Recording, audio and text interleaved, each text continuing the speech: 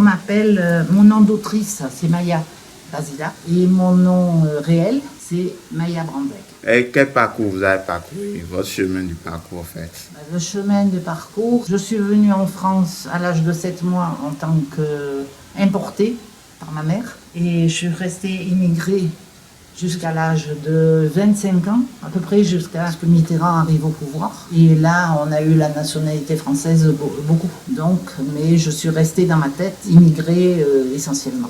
Et immigrée, ça veut dire qu'il y a des choses qui m'étaient interdites. Moi, j'avais par exemple passé mon bac pour devenir institutrice. Et quand j'ai fait l'effort de le passer, j'ai remarqué que je n'avais pas le droit à être institutrice parce que je n'avais pas la nationalité française. Qu'est-ce qui vous a motivé à réaliser un film sur la nutrition, l'agroéconomie et les droits humains? Parti dans un film sur le Nicaragua en pleine guerre. Et ce qui m'a motivée, bon là j'y allais en tant qu'infirmière essentiellement. On a vacciné des enfants, alors qu'il ne faut jamais vacciner un enfant quand il est dénutri parce qu'il n'a pas les moyens de recevoir le vaccin. On a eu une dizaine de morts sur une centaine d'enfants vaccinés. Et le médecin coordinateur là, du Croissant Rouge belge, il a dit que c'était des dommages collatéraux. Et moi ça m'a profondément marqué là-dessus et j'ai compris que c'était pas la médecine la première voie, c'était quand même que les enfants puissent manger à leur faim, c'est la nutrition. C'est là que je me suis dirigée plutôt vers la nutrition que la médecine. Et l'agroécologie? Alors l'agroécologie, ça a été petit à petit. Ça a été un long parcours. Ça a été de remarquer que les actions qu'on menait n'étaient pas durables. Étant donné qu'on donnait à manger, ça s'est passé dans les camps palestiniens, on donnait à manger avec une ONG italienne, on donnait à manger mais on ne donnait pas la canne à pêche. La canne à pêche pour pêcher le poisson, on ne donnait que le poisson. Et au bout d'un an, cette action s'est arrêtée. Donc on avait donné du lait et des fruits. Il y a un fruit par jour aux enfants des camps palestiniens, dénutris, ils étaient dénutris. Et au bout d'un an, ça s'était arrêté, donc c'était inutile, quoi. C'est une action inutile, qui n'est pas durable. Et les droits humains? Alors les droits humains, c'est justement que c'est lié. Si les paysans ont le droit de cultiver tranquillement, sans guerre, sans extractivisme, l'extractivisme, c'est-à-dire que c'est des multinationales qui viennent là, qui creusent de partout pour trouver leur richesse et qui emploient des produits chimiques et qui empoisonnent l'eau essentiellement. Et les paysans, pendant des années, des dizaines d'années, après ils se retrouvent avec ce poison, surtout dans les mines d'or. Et ils ne peuvent pas, ils sont obligés d'abandonner cet endroit et ils ne peuvent plus cultiver. C'est ce qu'on appelle un écocide. Et un écocide, ça entraîne souvent une destruction des droits humains, c'est-à-dire la possibilité pour les paysans de cultiver et de se nourrir et de nourrir la population aux alentours. C'est pour ça que les droits humains sont liés. Ok, quel est le message principal que vous souhaitez transmettre au public à travers ce film? Alors, le message principal, c'est justement ce que les médias ne disent pas. C'est pendant le changement climatique qu'on ne va pas résoudre ça avec des produits chimiques ou techniques. Où des fois, ils font des espèces de parapluies chimiques dans les airs. Nous, on voit ça en France, des avions qui déversent des produits chimiques, soi-disant pour protéger contre le soleil. Ça peut se résoudre que par l'agroécologie, c'est-à-dire une autre façon de cultiver qui amène justement à ce que ce soit suffisant. Si on cultive pour se nourrir sans abîmer la terre, en nourrissant la terre, au contraire, et pour se nourrir, et puis si on a un peu plus, on le vend, les paysans, là on y arrive. Les ancêtres, ils y arrivaient très bien à cultiver si on ne les perturbait pas par des guerres, par des grandes maladies, et des choses comme ça. Ça a toujours été, le déséquilibre alimentaire, ça a toujours été de l'extérieur forcé. Il y a eu quelque chose qui l'a forcé. La faim n'existe pas en tant que telle. Elle existe parce qu'elle est provoquée. C'est ça mon expérience. Comment la nutrition, l'agroécologie et les droits humains sont-ils liés selon vous? Justement, c'est lié parce qu'il ne faut pas empêcher les paysans de se nourrir et de cultiver. Par exemple, à l'heure actuelle, dans la mondialisation, c'est divisé comme ça. L'Afrique doit fournir les richesses du sous-sol et le coton et certains produits alimentaires. Mais l'Afrique n'a pas le droit de transformer. Donc, tout ça, ça part en Asie. L'Asie, ça revient ici, et sous certaines formes. Par exemple, le coton revient sous forme de fripe. Donc, la population, ça enlève ici aux gens le droit, surtout chez les couturiers, les tailleurs, les couturiers, le droit de coudre. J'ai vu ça à Koulgou, au Burkina. En peu de temps, de 2008 à 2019, il y avait un grand marché là-bas. Et au début, quand je suis arrivée, un marché couvert. Et quand je suis arrivée, il y avait plein de couturiers qui travaillaient de partout, de tailleurs, couturiers et tout ça. Et quand je suis partie vers 2019, il y avait du prêt-à-porter de partout qui était suspendu et des fripes par terre. C'est cette transformation, c'est-à-dire que l'Afrique n'a pas le droit de transformer ses richesses, ses matières premières, et ça fait que ça supprime le travail. C'est ça le droit humain. Ça supprime le travail et ça transforme les gens qui devraient travailler, en tant que dans ce domaine-là par exemple, en tant que tailleur, couturière, ils se mettent à vendre des produits et il y a une concurrence énorme parce que tout le monde vend la même chose et ça ne marche pas. C'est ça qui crée la pauvreté. Ok, quelles difficultés ou quels défis avez-vous rencontrés pendant la réalisation de ce film? Là, il y a eu plusieurs films. Alors, les difficultés par ordre, c'était en 2010 au Venezuela. Il y a eu une difficulté. Bon, je filmais à partir d'une pirogue. On allait le long de un fleuve, la Guata. Et on allait le long de ce fleuve et on apportait soit du matériel, des générateurs, des machines à coudre, et on soignait en même temps la population. Et là, par exemple, il y avait une situation très très tendue. Je n'ai jamais obtenu une seule interview. Pas parce que c'était chez les Indiens. Pas parce que les Indiens ne parlent pas espagnol. J'en ai trouvé qui parlaient espagnol.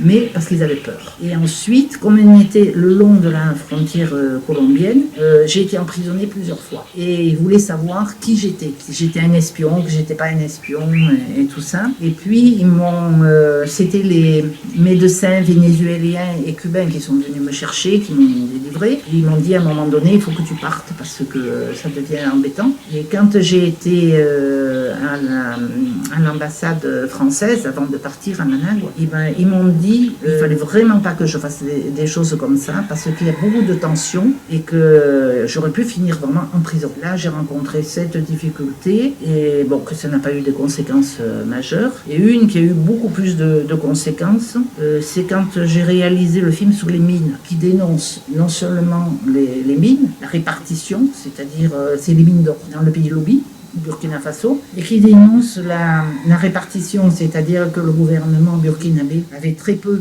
À l'époque, je crois que c'était 3%, ils sont montés à 10% maintenant.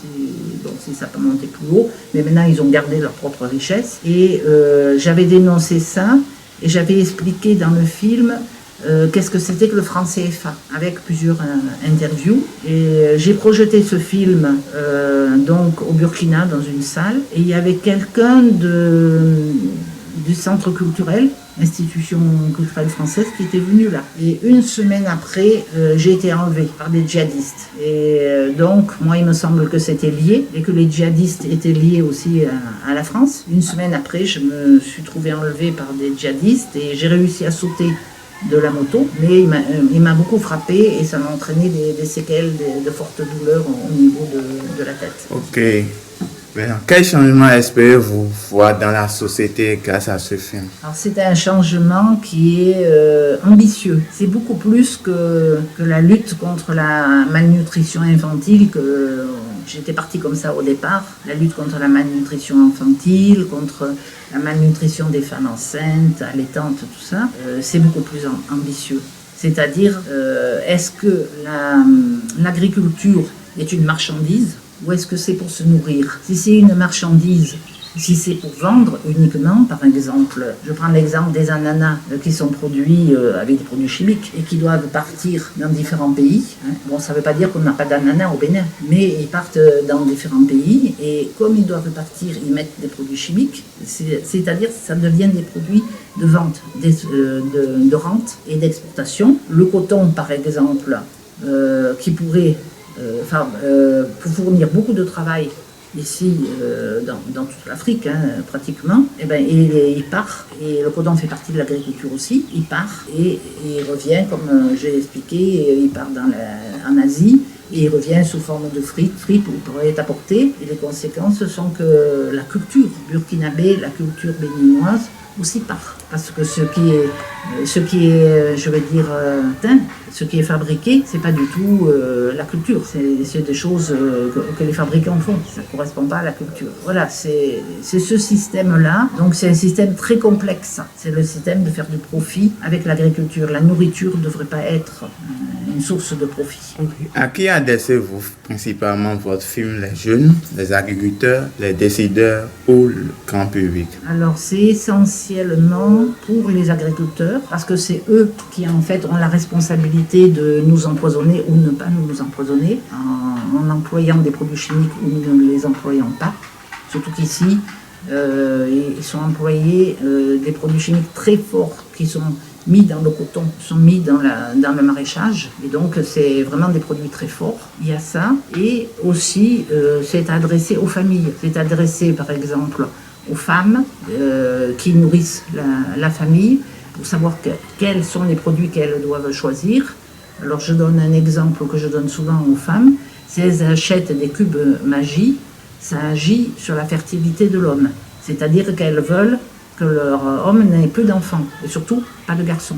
Ça veut dire qu'avec ça, l'homme se féminise et ne peut avoir que des filles, petit à petit. C'est pas quelque chose qui vient tout d'un coup, mais petit à petit, ça vient qu'il y ait plus de filles que de garçons quand on mange des cubes Magie et des produits chimiques. Okay. Pendant le tournage, y a-t-il une rencontre ou une situation que vous avez particulièrement marquée? Oh, il y a beaucoup. Ouais. Comme par exemple? Il y a, par exemple, dans les mines d'or, c'était assez impressionnant de voir c'était des enfants de 8 ans, 9 ans qui disparaissaient au fond du trou et qui travaillaient au Burkina, c'était ça, hein, dans les mines d'or. Et les autres, même s'il y en a un qui mourait, qui tombait, les autres continuent à travailler par-dessus. Ça, je l'ai vu de mes propres yeux. Au Burkina, dans le pays Lobi. Et bon, après, il y a de beaux exemples, comme par exemple le dernier film que j'ai fait au voyage au pays des lagunes. C'est la beauté du paysage du sud littoral béninois. Cette beauté des lagunes, j'aimerais bien qu'elle soit conservée. C'est-à-dire que quand il y a un paysage qui est beau, que ça soit au profit de tout le monde et qu'on n'y touche pas, que ça reste beau pour tout le monde et utile aussi, parce que les pêcheurs ont besoin de pêcher. Et je veux dire, dans les lagunes, elles sont draguées et ça perturbe leur pêche, des poissons, de crabes, tout ça pour les travaux qui sont en cours. Voilà, ça m'a pas mal affecté. Ok. Quel conseil donnez-vous aux jeunes qui veulent s'engager dans la protection de l'environnement et la défense des droits humains?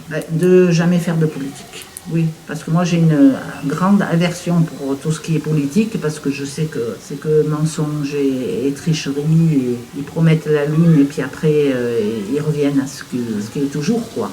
Donc si on veut se battre pour l'environnement, on doit se battre aux côtés des agriculteurs, côte à côte, des agriculteurs, des pêcheurs, à côté d'eux, et en essayant d'améliorer leurs conditions de travail, leurs conditions de vie, d'améliorer aussi la nourriture pour les enfants, pour la population, la lutte contre le paludisme. Par exemple, c'est une des priorités aussi, et pas faire de grands discours. Ça sert à rien. Des grands discours qui ne servent à rien, et ça sert qu'une chose, c'est les gens qui le font se font valoir, et puis ça va pas plus loin. Quels sont vos prochains projets après ce film? Je ferai plus de grands films, parce que c'est très fatigant pour les yeux. J'ai fait des films jusqu'à 1h, 1h30, c'est trop fatigant pour les yeux. Par exemple, il y a les femmes qui pêchent les huîtres, elles plongent pour les pêcher. Donc j'attends que les conditions soient favorables, qu'il y ait suffisamment d'eau pour qu'elles puissent plonger. Et là, je filmerai des petites vidéos sur le travail d'agriculture, le travail de la pêche, le travail des femmes, voilà, essentiellement. Aimez-vous dire quelque chose à vos spectateurs qui vont suivre votre site? Aimez-vous dire quelque chose à votre spectateur ou à vos visiteurs qui vont suivre votre site? Mais de se battre pour l'environnement. Que c'est quelque chose qu'on peut, avec l'agroécologie, avec l'écologie, on peut gagner. Et de se battre là-dessus et de ne pas croire ce qu'on fait en Occident. Ils nous disent que c'est foutu, que le monde il est foutu, que la planète est foutue et c'est pas la peine de faire des enfants. Ils donnent des images très très négatives, alors que c'est pas vrai. On peut se battre, mais il n'y a pas de fourmis pour justement l'environnement, pour lutter contre cette montée de la chaleur et de la désertification. Ok, voilà, on est à la fin de votre interview. Merci beaucoup, Madame Aya. Merci.